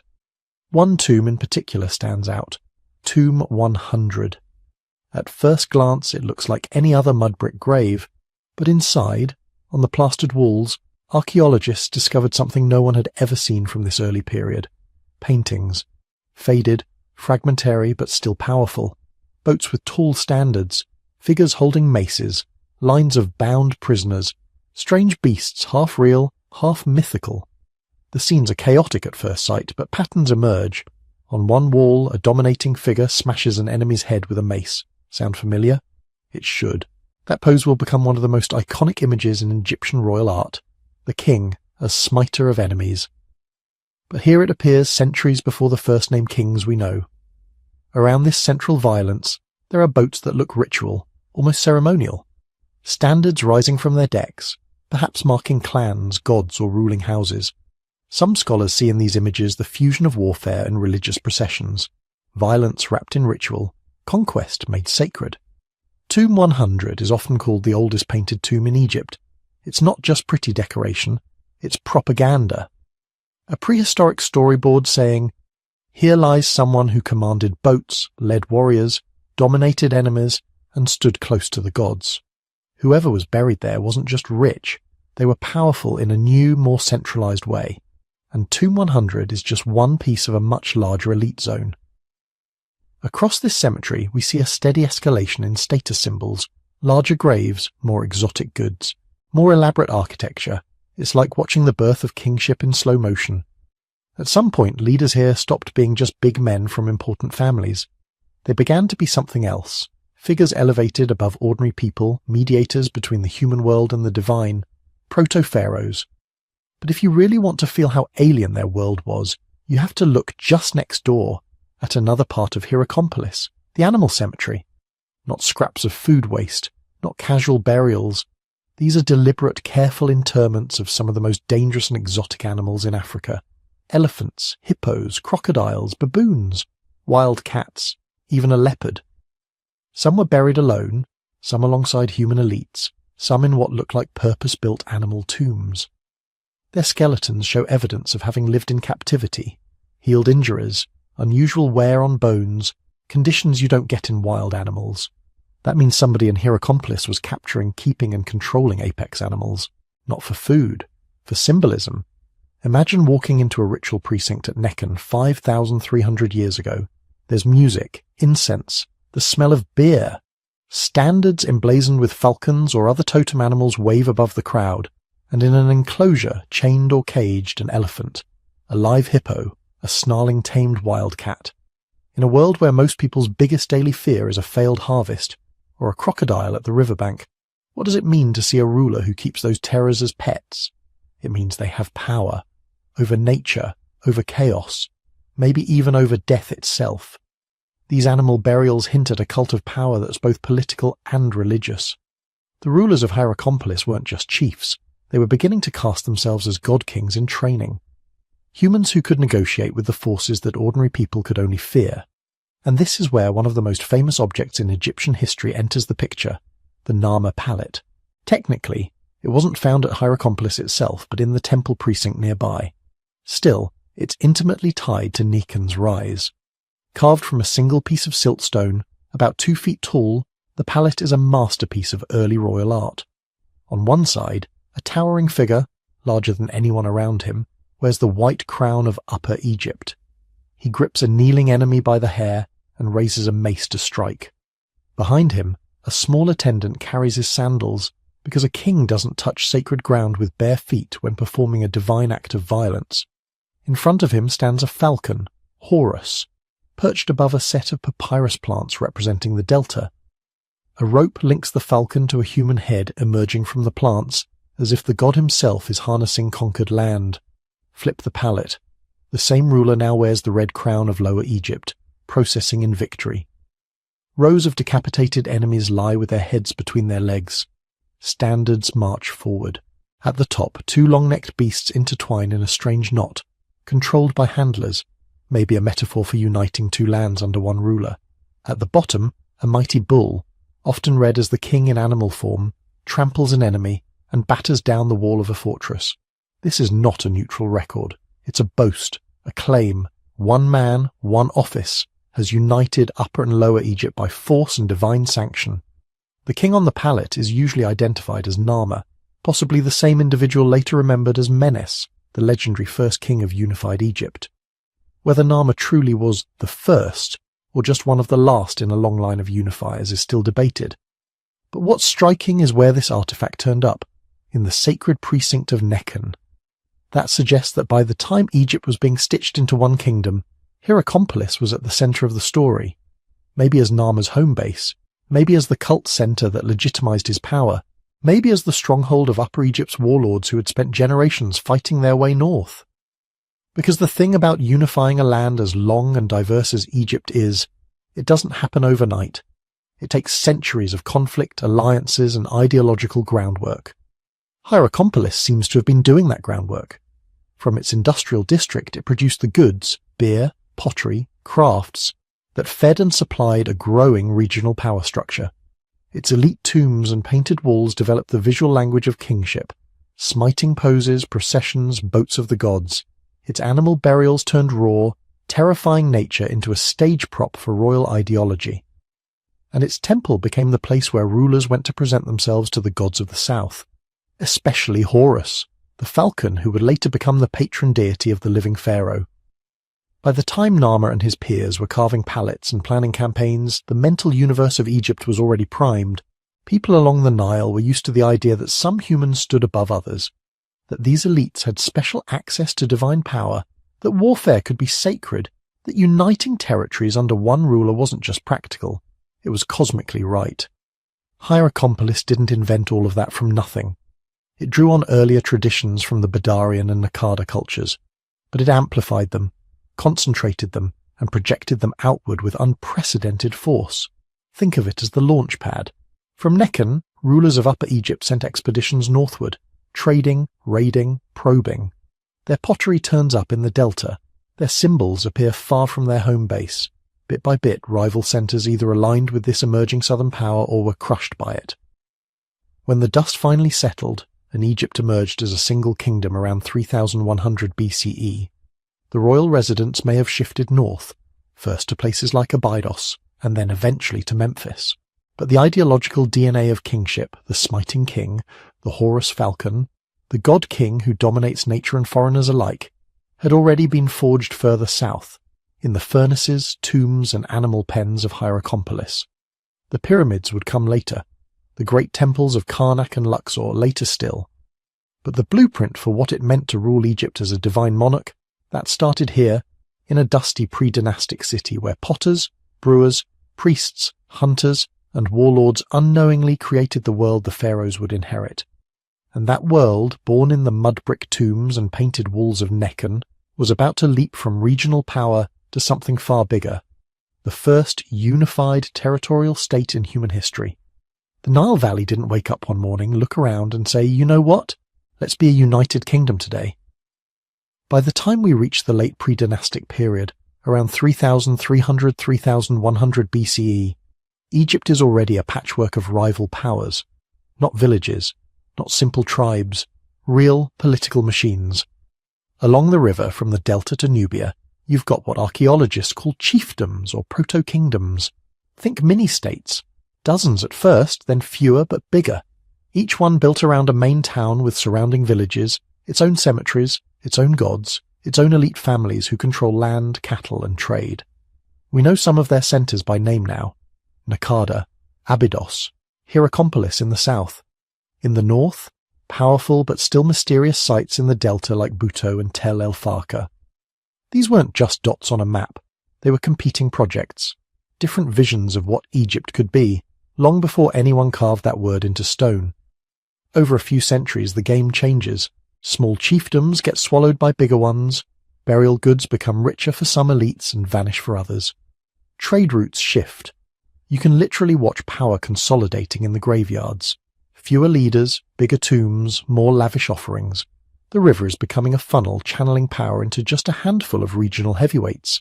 And hovering in the background of all this, later Egyptian tradition whispers about something simpler.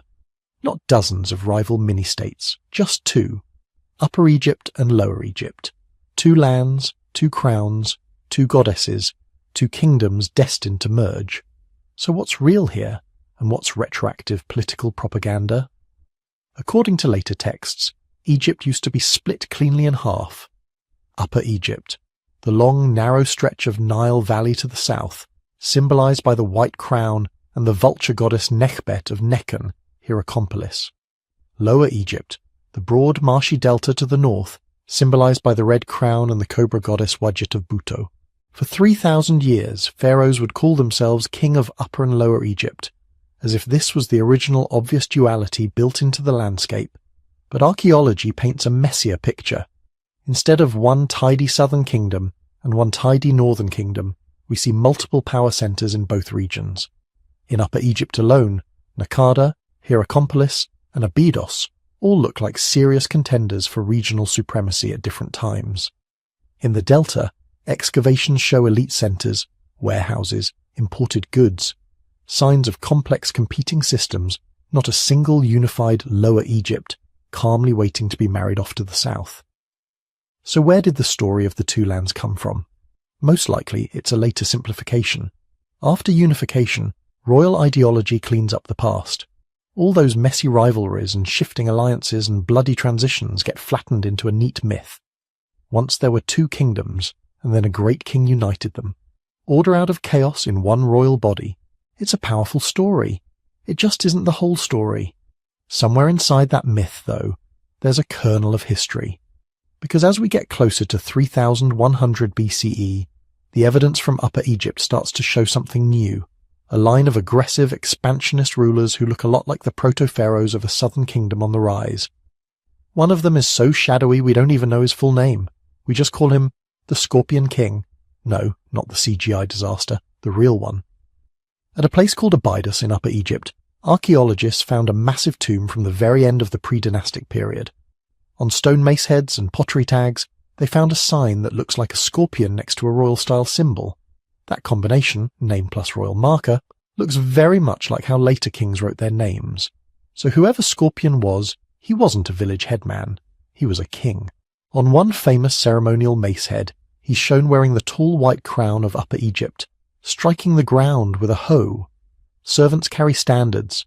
Behind him, rows of bound captives and decapitated bodies. In front of him, irrigation canals, maybe newly dug fields. This isn't a quiet farming scene. It's conquest and reorganization dressed up as pious land development. Scorpion isn't just ruling, he's reshaping. He's not alone in this twilight zone before history. Other names flicker on the edges of the record.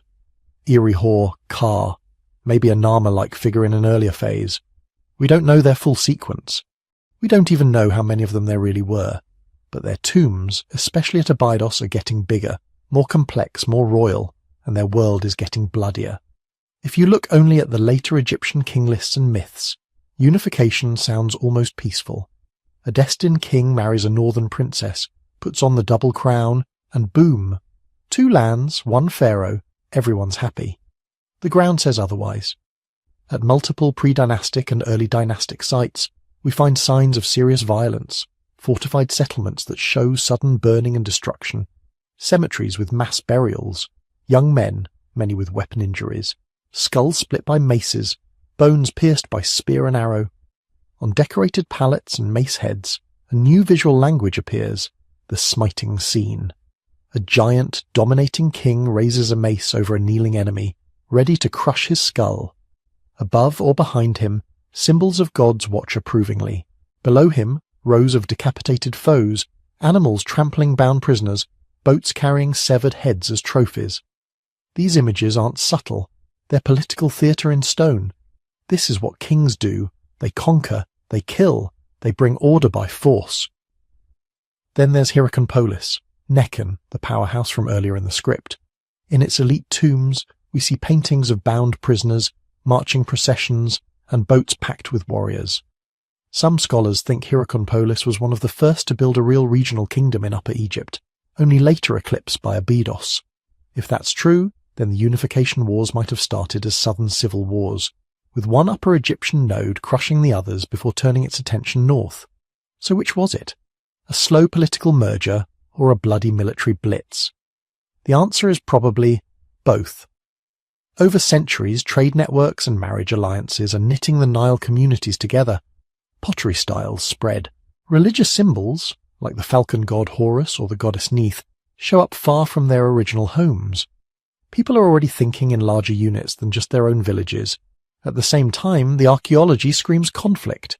You don't get burned towns and mass graves from polite economic competition. You get them from armies, or at least organized war bands, moving in, taking resources, and leaving destruction behind. Some researchers argue for a gradual stepwise unification. Upper Egypt slowly consolidates, absorbing one rival chiefdom after another, then exerts pressure on the north through trade and diplomacy, only occasionally resorting to force. Others see more of a big bang, a southern warlord, maybe Scorpion, maybe someone just after him, launches a series of campaigns into the delta, conquering key sites in a relatively short time. The evidence isn't clear enough yet to pick one definitive storyline, and that uncertainty matters, because it reminds us this isn't destiny unfolding. It's human choices, gambles and accidents piled on top of each other until they look inevitable in hindsight. But when we talk about the final act, the moment where myth and archaeology shake hands, we usually end up with one name, Narmer. You've probably seen his palette even if you didn't know its name. It's one of the most famous objects in Egyptian history, a ceremonial stone about the size of a laptop lid, covered in intricate carvings. It's like a movie poster for unification. On one side, Narmer wears the white crown of Upper Egypt. He towers over a kneeling enemy, arm raised, mace ready to fall, the classic smiting pose. Next to him, a falcon, probably the god Horus, tethers a human-headed papyrus plant symbolizing the subdued marshlands of the north. Translation: Upper Egypt's king, backed by Horus himself, dominates the delta. Flip the palette over. Now Narmer wears the red crown of Lower Egypt, strolling in procession, inspecting rows of decapitated bodies with neatly placed heads. The message is not ambiguous. Below, 2 fantastic animals with impossibly long necks are being tamed and intertwined by handlers. Many scholars think this is a visual metaphor for the 2 lands being yoked together into one. We also find Narmer's name on seal impressions and tags from Abydos, in a tomb complex that looks distinctly royal. At other sites, his Serek, the little palace facade with his name on top, pops up on pottery and goods. He's clearly important. Later Egyptian tradition remembers someone very much like him, though usually under the name Menes, as the first king, the one who united Upper and Lower Egypt and founded the first dynasty. Did Narmer literally swing the last mace in the last battle of unification? We can't be sure. Some scholars think the process began decades before him and continued under his successors. But by his reign, something irreversible has happened.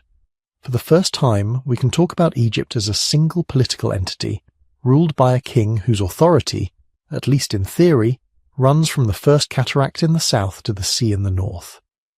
What did that mean for the people living through it? If you were an elite in the winning camp, one of Narmer's allies, a high official, a priest in a favoured temple. Unification was a windfall.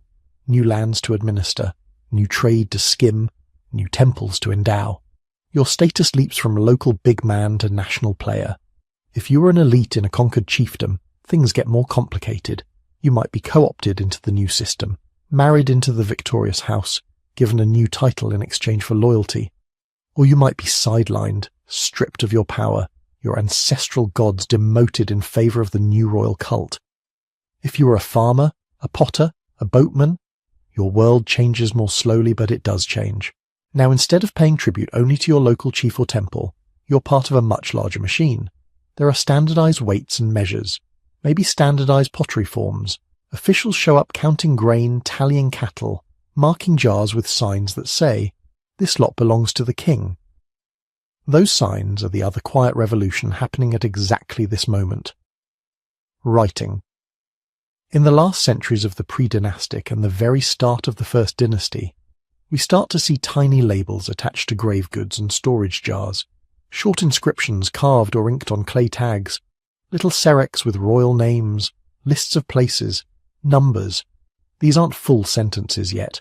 They're not the rich, narrative hieroglyphic texts of later pyramids and temples, but they're something new, symbols systematically used to record information across time and space.